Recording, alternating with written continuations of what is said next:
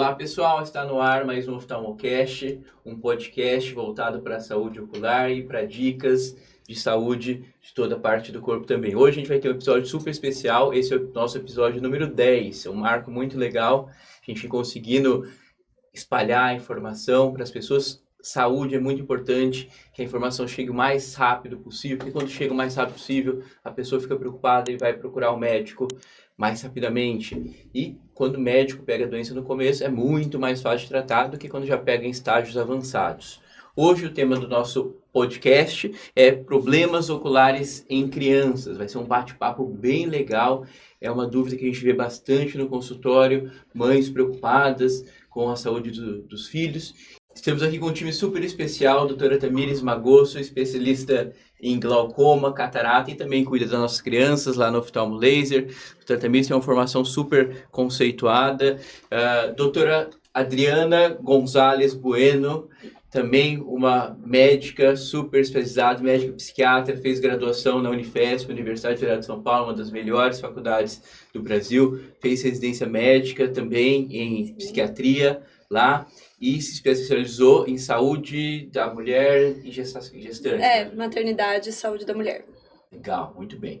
E temos aqui também uma super convidada, que é a Elisângela Aquino. A Elisângela é a administradora hospitalar, ela que cuida das coisas lá do Oftalmo Laser, para que a gente consiga fazer um trabalho médico tranquilo. Elisângela também é formada em administração pela Universidade de Toledo Prudente. Universidade de Toledo, fez MBA, né, e especialização em gestão de clínicas e hospitais pela FGV. Muito bom, isso aí. Mas o principal de hoje é que os nossos convidados são mães, né? Adriana é mãe da Mariana, que tem 10 meses, 10 né? meses hoje. Hoje, 10 meses, olha que beleza. A Eli é mãe do Enzo, já com 14 anos, né? Sim. E elas vão ajudar a fazer o bate-papo aqui pra gente conseguir explicar para vocês o que é importante, o que a gente pode fazer para que os nossos filhos tenham uma visão boa e uma vida legal. Então, vamos lá, começando com a doutora Tamires. Doutora Tamires, explica para a gente, faz um resumo, o que é importante as mães, os pais, ficarem atentos no olho da criança e qual que é a idade do primeiro exame em crianças? Bom, acho que o mais importante que a gente tem que colocar, primeiramente, é assim, para a gente desenvolver a visão, a gente tem que ter o estímulo, né? Então, se a gente pegar um bebezinho que nasceu perfeito, idade adequada, peso adequado, né, sem nenhuma comorbidade, nenhuma doença, e fechar os 2 olhinhos dele com uma venda, e só tirar essa venda depois dos 7 anos, essa criança, né, esse bebê nunca vai enxergar na vida dele. Então, a gente precisa ter o estímulo visual para que a gente aprenda a enxergar. A gente não nasce enxergando. Então, é igual falar, caminhar, a gente precisa do estímulo para aprender, né, para poder desenvolver a nossa visão, né? Então, isso é o principal que a gente precisa colocar, porque é aí que tá que a gente consegue, muitas vezes, evitar a cegueira nas crianças quando a gente faz o diagnóstico precoce de algumas doenças, né?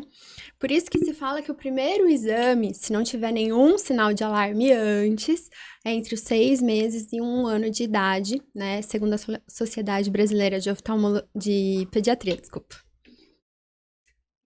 E o teste do olhinho, aquele da maternidade, ele também serve para detectar esse tipo de coisa? O teste do olhinho, ele é um teste, vamos dizer assim, de triagem, né? Ele é feito, assim, para todo mundo. Então, se a gente for pensar, ele é para uma larga escala. Então, todo mundo vai ser submetido a esse teste e ele vai pegar algumas doenças que são super importantes, que vão ser como se elas causassem essa venda que eu expliquei. Então, uma catarata precoce, uma leucocoria, que seria, tipo, o pretinho do olho, a menina do olho, a pupila ficar branquinha, né? Então, tipo, uma opacidade de córnea, qualquer coisa que vai impedir, né, a entrada da luz dentro do olho e evitando, assim, prejudicando o desenvolvimento da visão, né? Então, a gente faz ele numa escala maior, tipo, né? Se tem alguma alteração, aí tem que levar no oftalmologista, dilatar as pupilas, né, pingar o colírio para ter uma maior abrangência, o exame, né, do fundo do olho.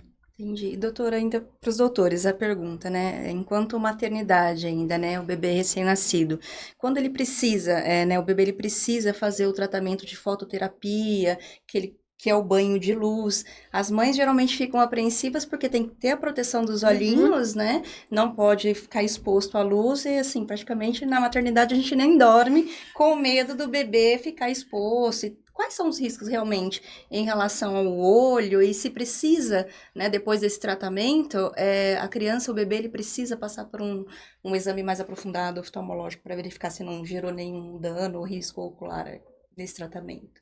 Então, é sempre importante, né, ver se realmente os cuidados estão sendo tomados. Eles ficam como se fosse com uma venda, Uma assim, um venda. óculos especial. Tem a forminha de óculos escuro, a Mari teve que ficar, então parecia que tava tomando um solzinho, assim, tampadinha.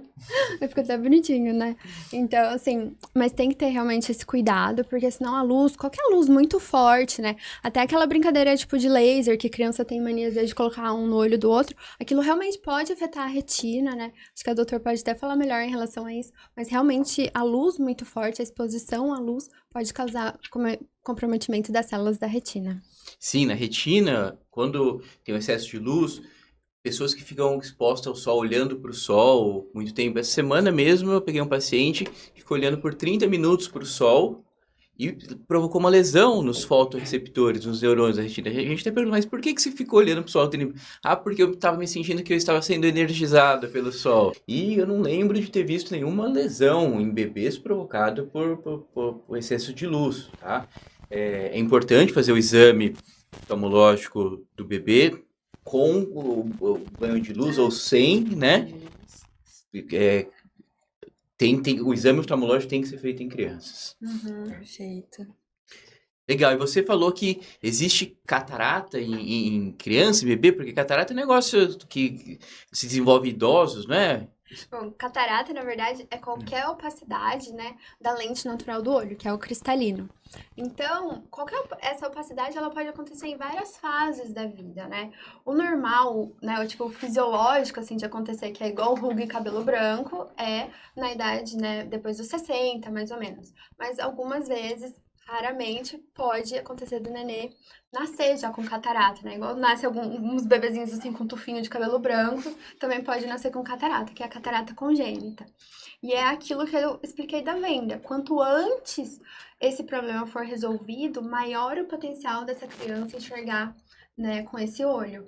Principalmente, por exemplo, se é só um olhinho que tá tampado e o outro não, o olhinho que tá tampado, ele vai sofrer uma supressão, né, uma falta de estímulo muito grande. Então, assim, a chance desse olhinho voltar, né, conseguir recuperar e ser igual ao outro olhinho que não tem a catarata é muito, muito difícil. Entendi. Doutora, e a catarata congênita, ela é tratada ou é procedimento cirúrgico também, igual nos idosos? É procedimento cirúrgico também. Procedimento cirúrgico. Procedimento cirúrgico e, assim, um procedimento cirúrgico que deve ser feito muito cedo, né? Muito rápido. Quanto antes você fizer, melhores são os resultados. E quanto àquelas questões oculares, miopia, astigmatismo, que a gente não consegue necessariamente ver num exame oftalmológico, assim. Como que vocês examinam as crianças que não conseguem falar? Sempre quis saber. Né? Não sabe falar a letrinha, não sabe né? falar a letrinha. Então, assim, as crianças, principalmente os pequenininhos não verbais, como que vocês avaliam? Tá certo. Então, assim, tem maneiras indiretas de você conseguir avaliar, né, se a criança tá enxergando ou não.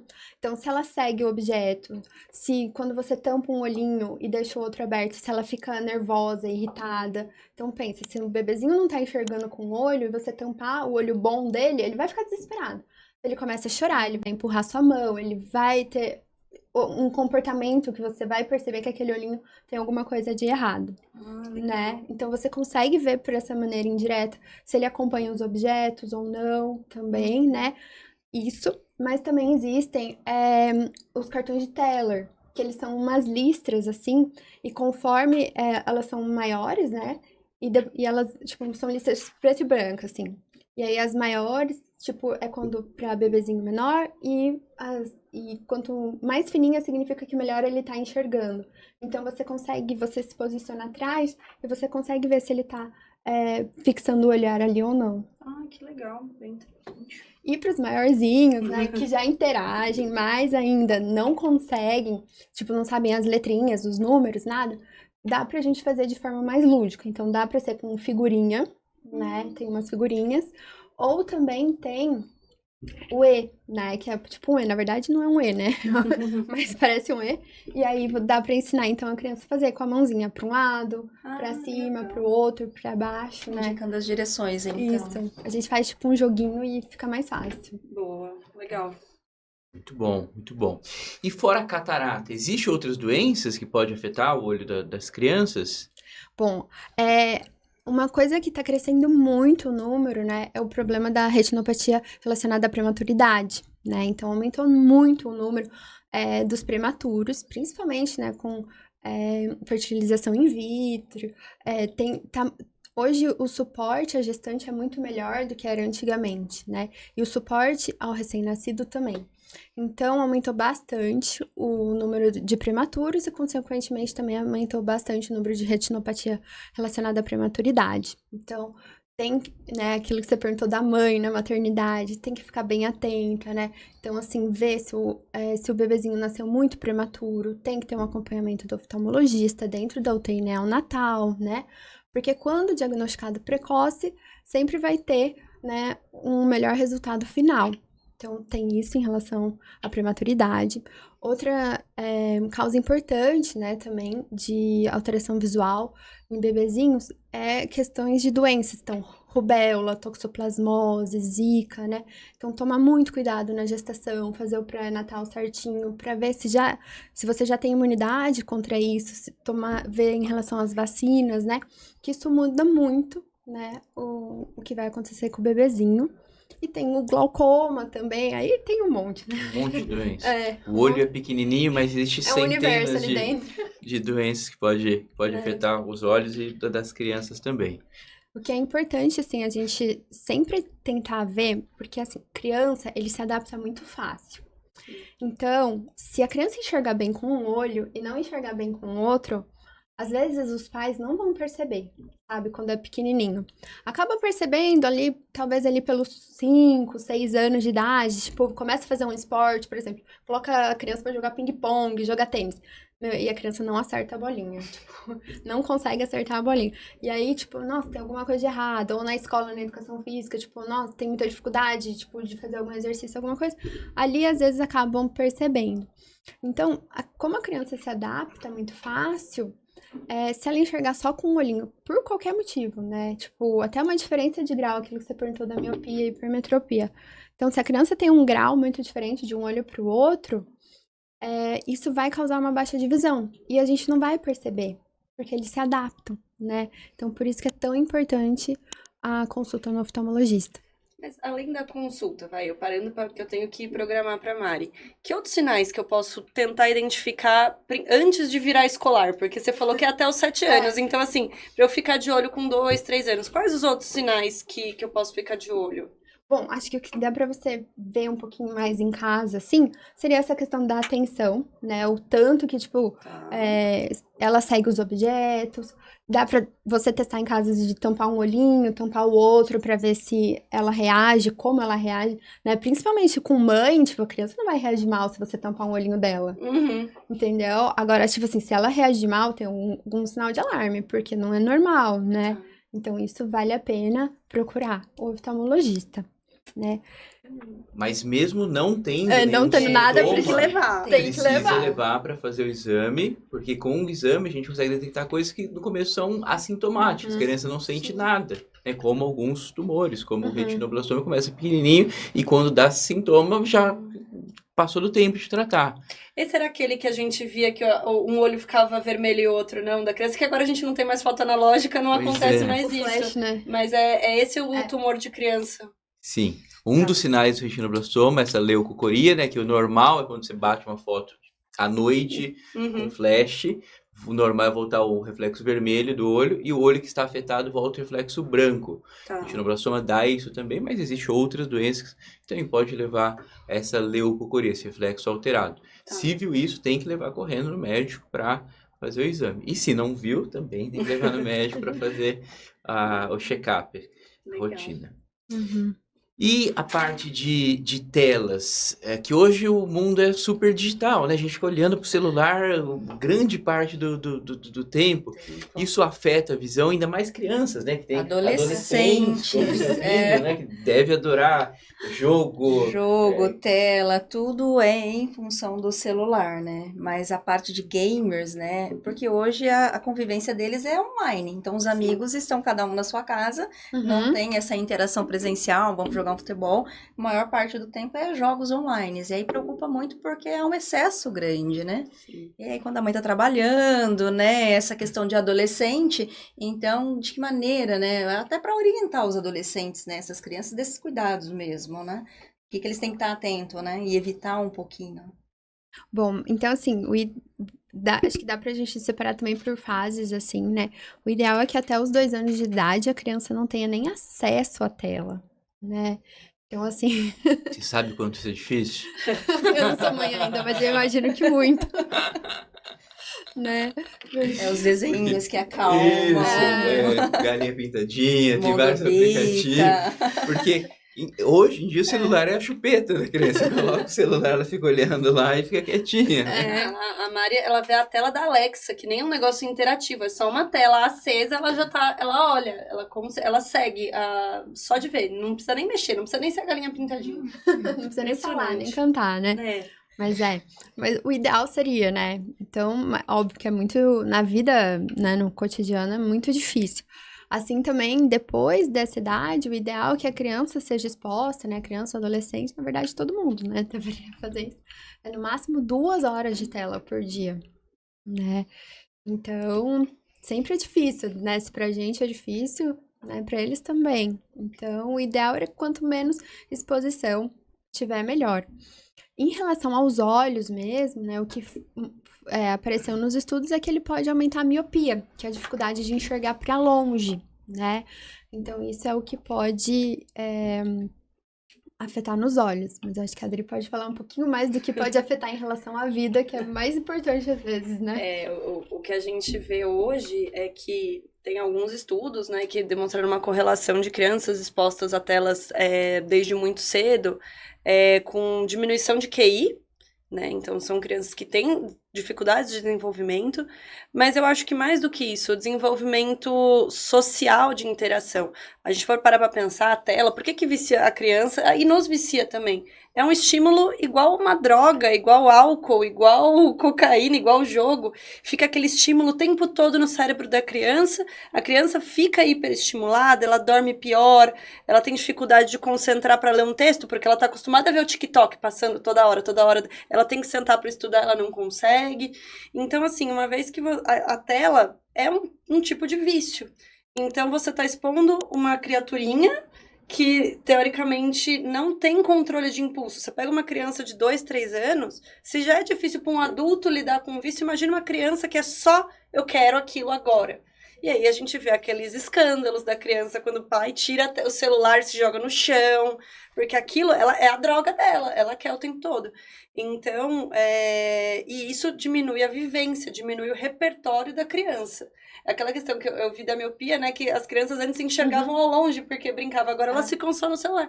E o repertório social fica na tela. Então, acho que o grande problema, falando de maneira psiquiátrica, tem sido esse. Adriana, mas é o uso excessivo da tela que causa esses problemas, mas usar a tela também tem os seus pontos positivos. Porque eu vejo os meus filhos, eu tenho 3 filhos de 12, 9, 7, e eles sabem inglês muito bem, porque eles ficam assistindo vídeos em inglês. E eu, na minha época, eu não tinha acesso à língua inglesa. Era muito difícil, né? Uhum. E eu vejo eles vendo curiosidades sobre história, que eu acho um negócio super legal. Acho que a tela não é só da parte ruim, também tem a parte boa. Com certeza. Acho que a tela, na verdade, foi o que você falou, é a chupeta. Para um momento, a criança não entra no carro. Você precisa... É o conceito da tela de emergência, por exemplo. E aí, a gente, principalmente para os pequenininhos, a gente tenta desenhos de baixo estímulo. Tem alguns desenhos que não são tão brilhantes, não tão rápidos, que você põe ali naquele momento. Aquela família que precisa para preparar um jantar, para ter 5 minutos de paz. Assim, essa tela não é o problema. A tela para uma criança de 7 anos aprender inglês e estudar não é o problema. O problema é realmente o excesso. Quando a mãe chega e fala, olha, meu filho chega da escola às 3 da tarde e ele fica das 3 às 7 da noite no celular. Esse uso que é o problema. E como dosar isso, que tem sido, acho que, o desafio para os pais, tem sido o desafio para todo mundo, né? Nas escolas, né? Como limitar essa tela dentro da escola. Mas, de fato, para momentos de emergência e momentos de aprendizado, na pandemia, se não fossem as telas, os computadores, a gente não tinha parado a escola. Sim. Então, realmente tentar esse limite de 2 horas por dia, pensando em lazer, eu acho que é um parâmetro interessante para colocar para os pais que vêm perguntando isso nas consultas. Em casa, na prática, né, uma dica prática é até as 4 horas pode ficar na tela, no videogame e tal. Das 4 até as 6, 7, antes de jantar, que vai tomar banho, é rua, é jogar futebol, é andar de bicicleta, se expor ao sol, que os estudos mostram também. Se você ter 2 horas de exposição solar por dia, diminui muito a incidência da miopia. Então, como regrinha, acho que essa é uma coisa legal. Sim, e eu acho que até de novo, a gente não pode julgar o que acontece dentro de cada casa, né? Mas, via de regra, teve um estudo que saiu recente que mostrou que o tempo de tela dos pais afeta o desenvolvimento cognitivo das crianças. Então, assim, porque você interage menos com a criança não tem vontade de ir sair para brincar, fazer coisas, se ela vê o pai e a mãe no celular o tempo todo. Então, assim, as crianças elas têm os pais como exemplo, então a gente tem que policiar nosso tempo de tela até para conseguir estimular que elas saiam, que elas vão andar na rua, que elas vão jogar bola, que elas vão se mexer, né, evitar serem crianças sedentárias também, obesidade infantil, que é outro problema. Sim. Então, com certeza, isso é um tema super legal que você colocou, porque eu vejo muito a importância da família, né, do ambiente que a criança está ao redor. É muito parecido com pacientes diabéticos que eu trato. Se tem uma pessoa diabética na família, a família inteira precisa ter uma dieta com pouco carboidrato, porque não adianta nada. Olha, ela é diabética. Ó, tem um bolo aqui, eu comprei um bolo, todo mundo vai comer, mas você não. Sim. Coca-Cola, olha uma Coca-Cola gelada aqui, todo mundo vai comer, mas você não. Se tem uma pessoa diabética, a gente tem que parar. Olha, vamos evitar Coca-Cola, vamos tomar água ou suco, alguma coisa assim, né? Sim. E tela, eu vejo muito isso. Tem muitos pais que falam que a criança fica excessivamente na tela, mas eles ficam muito tempo, né? Sim, e é isso. Eu fui uma vez com meu marido num motel que tinha tanta coisa para criança. Era sensacional.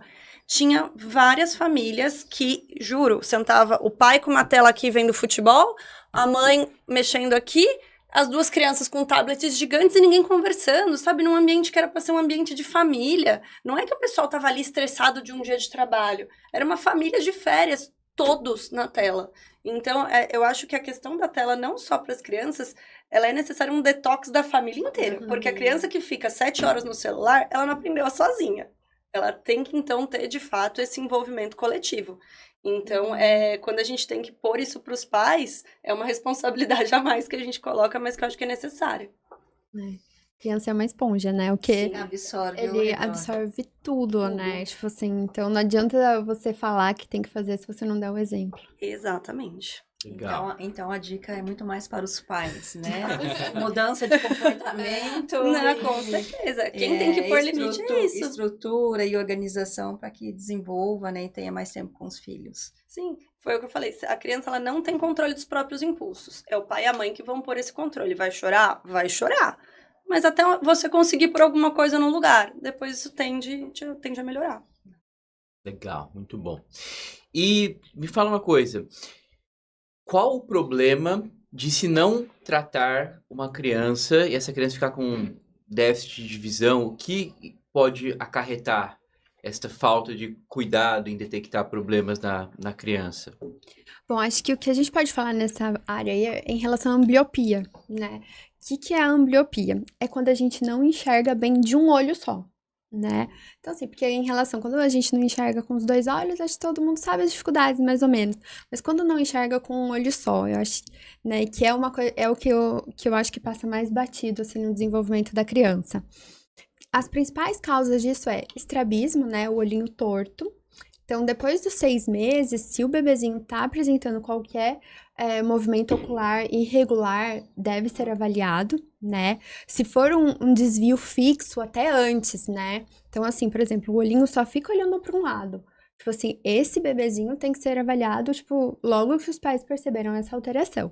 Mas, em geral, aquele olhinho que, sabe, principalmente quando a criança tá com sono, assim, né? Que o olhinho fica meio que rodando, assim, né? Tipo assim, isso no comecinho ali é normal, porque a criança ainda não sabe enxergar bem com os dois olhos. Mas, tipo, se esse desvio se torna fixo, ou se ele persiste, né, por mais tempo, tem que levar para avaliar, porque aí não é normal. Então, isso é uma das causas, porque esse olhinho torto não vai enxergar. Outra causa também é a diferença de grau. Então, por exemplo, se a criança tem um olhinho que ela enxerga bem e o outro que ela enxerga mal, por conta de diferença mesmo. Um olho ela tem, assim, 2 de miopia e o outro ela tem 0, ou ela tem uma alta hipermetropia, né? Isso pode causar uma alteração no desenvolvimento da visão binocular, ou seja, ela não aprende a enxergar com os dois olhos ao mesmo tempo. E por que é importante enxergar com os dois olhos? Porque isso é o que vai dar a noção da distância. Por isso que eu falei que às vezes vai acabar percebendo esse problema na aula de tênis, na aula do ping-pong, entendeu? Na educação física da escola. Que é onde a criança precisa ter noção da distância para conseguir chutar uma bola, para conseguir rebater uma bolinha, né? Então, por isso. E aí, essa visão binocular, ela também vai fazer com que, por exemplo, a gente consiga ir no cinema 3D. Se você não enxerga bem com os dois olhos, e no cinema 3D causa enjoo, fica ruim, não consegue ter aquela noção de profundidade, né? E que isso pode acarretar, assim, tipo, em relação ao profissional. Vamos supor, se a criança quer ser policial, né? Para ela conseguir mirar, ela precisa enxergar bem com os dois olhos. Senão a mira não sai adequada, né? Então, por exemplo, tem até algumas profissões que eles exigem, né, o exame oftalmológico comprovando que enxerga bem com os dois olhos e que precisa ter até o teste de estereopsia em alguns casos, né, que é essa visão 3D, né, binocular junto, assim. Então, isso afeta até o que a criança pode ser quando ela crescer. Vocês que operam com microscópio, vocês alguém que tem miopia não consegue operar, então. É difícil. É difícil. Caramba. É que assim, o ser humano é muito adaptável, né? Sim, sim. Então, assim, mas é muito mais difícil, porque é a questão de noção da profundidade, Legal. né? Então, você enxergar com os dois olhos, ele te capacita a você enxergar com os dois olhos e você ter essa noção de profundidade que afeta muito, né? Até colocar, tipo assim, suco no copo. Tipo, você precisa enxergar com os dois olhos. É um teste que quem quiser em casa dá pra fazer. Tipo, fecha um olho e vai colocar um suco. Ou até uma bobeira, assim, tipo... Esse daqui tá aqui, ó. Com os dois olhos, eu coloco meu dedo aqui rapidinho. Com um só, eu tenho que dar uma procurada, entendeu? Porque aí você erra. Entendi. Legal, muito bom, muito bom. E um problema que eu escuto bastante no consultório em crianças um pouquinho mais velhas, próximo aí dos 10 anos, 7 anos, é ceratocone, astigmatismo. O que é isso? Bom, isso daí é uma irregularidade da córnea. A córnea é o vidrinho do olho, né? Então é como se fosse um vidrinho do relógio que a gente tem aqui na frente. E essa irregularidade, ela vai alterar o jeito que a luz vai entrar dentro do olho, né? Então vai ser aquela criança que vai se queixar muito mais da luz do sol, né? Porque a luz, tipo assim, de vez ela entrar numa linha reta para chegar na retina, uma parte vai para cada lugar. Então é como se entrasse um flash assim muito maior do que para as outras pessoas que não têm essa alteração. E isso é principalmente causado em pacientes alérgicos, né? Então, criança que coça muito o olho, até bebezinho, tem que cuidar muito, né? Porque quando a gente é bebezinho, tipo, o colágeno é muito mais mole, né? Então, tipo, se a criança fica coçando o olho, ela pode alterar a formação do próprio olho, né? Então, assim, alergia é uma das principais causas, né, relacionada a ceratocone e o astigmatismo também. Então, a gente tem que sempre tratar. Então as mães, se vê a criança coçando, tem que falar, olha, não pode. Não pode coçar o olhinho. Apertar. Doutora, eu queria fazer uma pergunta, né? Nós falamos muito do diagnóstico de glaucoma, né? Eu queria que a doutora falasse da hereditariedade, né? De que passa dos pais para, né, para filhos.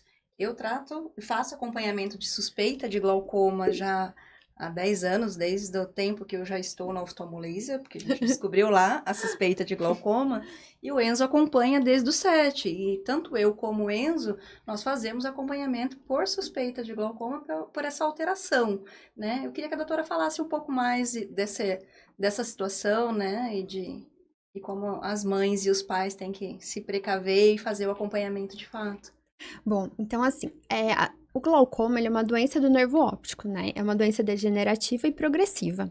Então, tá aí a nossa preocupação, sempre que um paciente é suspeito, a gente manter o acompanhamento para, ao menor sinal, tipo, de progressão, a gente começar, né, o tratamento, porque tudo que você perde pro glaucoma, a gente não consegue recuperar.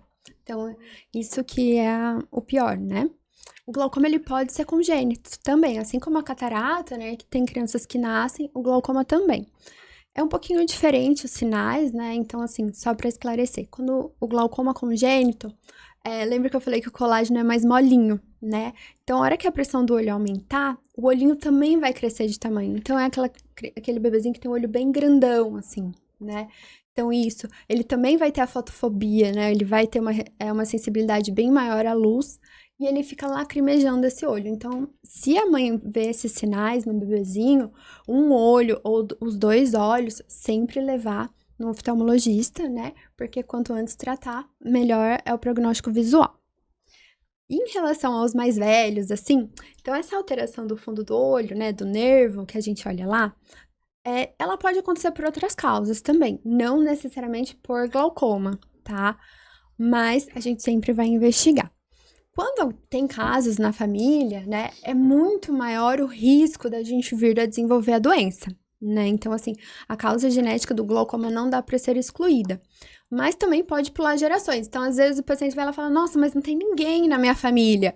Mas aí tem aquele vozinho, tal, tipo assim, né, que há 40 anos atrás o acesso à saúde, ao diagnóstico era muito diferente, né, que, tipo, nossa, tinha uma baixa de visão e nem sabia qual era a causa e pode ter sido um glaucoma, né, que é uma doença silenciosa. E pelo fato de ser silenciosa, que ele vai ter que levar à investigação, né, então, uma vez por ano tá lá, tira a fotinho do olho, faz os exames, faz o check-up, né, o campo visual, porque glaucoma não faz perda de visão central no começo, é de fora para dentro. Então, assim, como doença sintomática, tem que ir lá fazer o acompanhamento certinho. As crianças têm uma idade para fazer esses exames mais aprofundados, para check-up de glaucoma? Não, mas sempre que tiver suspeita, né, eu brinco assim com meus pacientes, eu falo assim, quando eu fico com a pulguinha atrás da orelha, eu vou te pedir o exame, eu espero que eu esteja errada, né, mas sempre que a gente suspeitar, a gente vai pedir os exames, né, bebezinho um pouquinho maior, a gente já pede. É muito importante fazer o exame inicial, né? É desse exame inicial que vai surgir a suspeita e aí vai ser pedido o exame. Se não faz o exame inicial, a prevenção não se faz essa suspeita, não se pede os exames, né? Em relação à prevenção, falando nisso, me surgiu uma dúvida que eu acho assim, eu tô com uma bebezinha que tá andando pra lá e pra cá, né? E eu acho que quando vai crescendo, vai indo pra escola, a gente brincou com a educação física, toma bolada.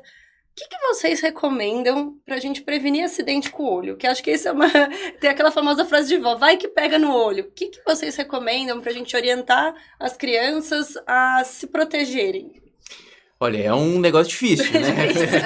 Que criança gosta de fazer. Mas acho que é orientação geral.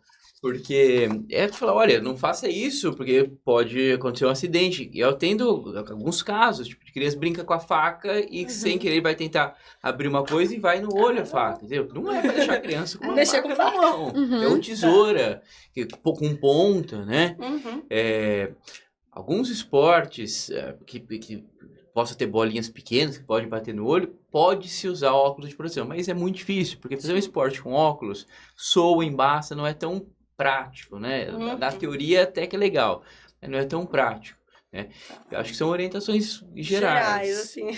Tá. E torcer pra criança se cuidar. Sim. Tá bom. Porque criança apronta, né?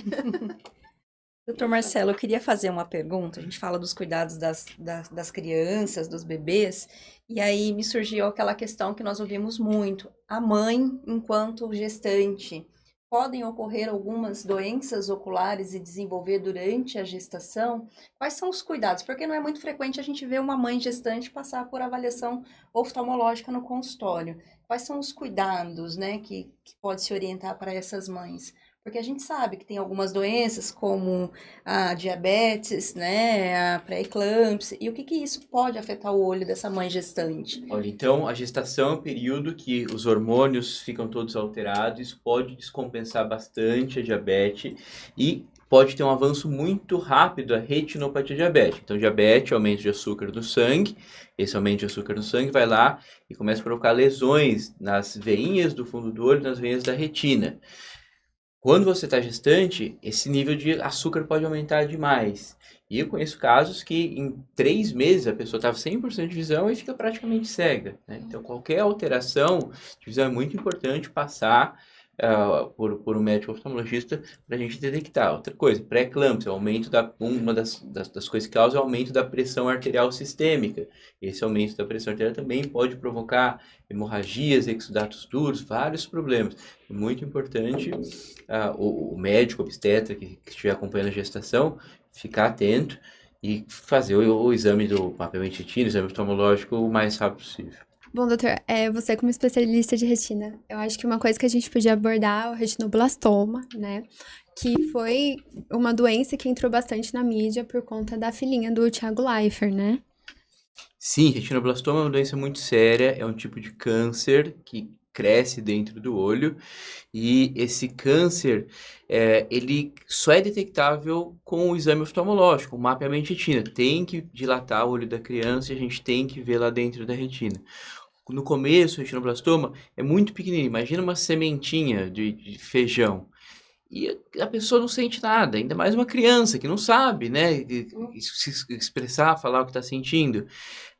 Se a gente consegue detectar no começo, a gente consegue tratar. O grande problema do retinoblastoma é que, na maioria das vezes, essa sementinha cresce, pega o globo ocular inteiro, e quando está nesse estágio, a criança fica com a visão muito comprometida, né?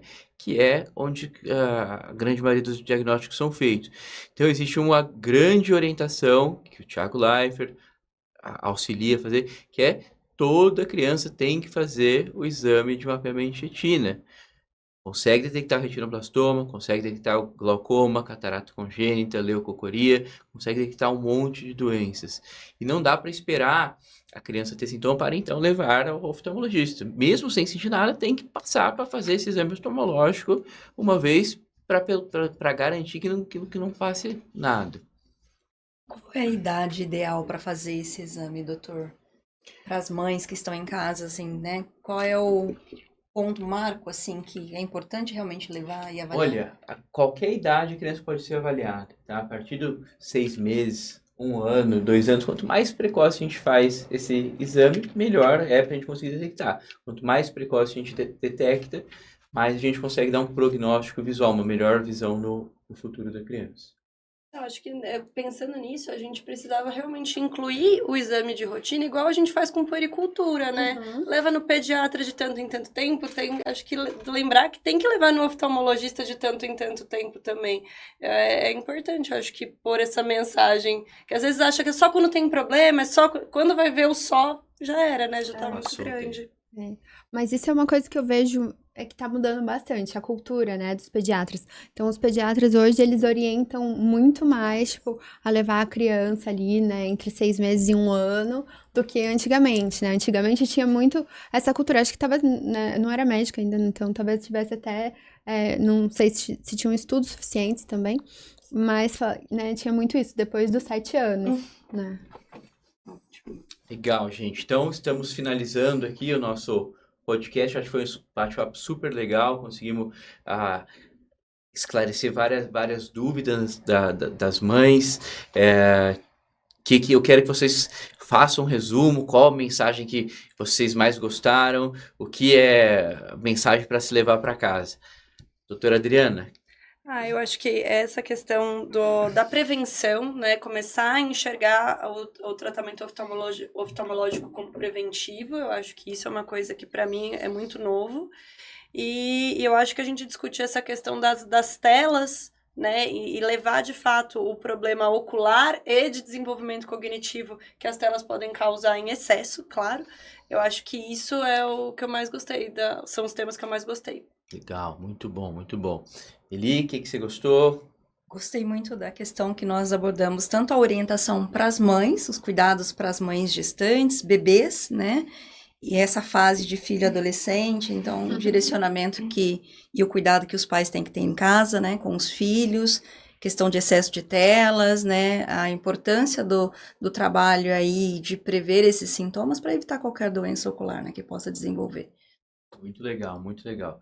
Doutora Tamires, que mensagem você quer deixar? O que você gostou? Bom, acho que a mensagem mais importante é a da prevenção, né? Então, assim, mesmo se a criança não tiver nenhum sintoma, ela merece ser avaliada pelo oftalmologista. Entre 6 meses e 1 ano de idade, né? E se tiver algum sintoma, mais cedo. Legal, legal. Uma coisa que eu acho super importante é que existe centenas de doenças que pode aparecer no olho da criança, né? E se essas doenças forem detectadas no começo, a grande maioria, 80%, 90% das causas de cegueira são evitadas se a gente consegue fazer a detecção precoce. Então é muito importante fazer o exame oftalmológico mesmo se não sinta nada, para evitar que essa criança fique cega e deixe de ter uma vida legal, fica muito prejudicada a qualidade de vida, o desenvolvimento cognitivo, desenvolvimento físico. Então é muito importante a gente fazer esse exame oftalmológico. Então é isso, gente. Então muito obrigado pela audiência de vocês. A gente volta aí no próximo episódio.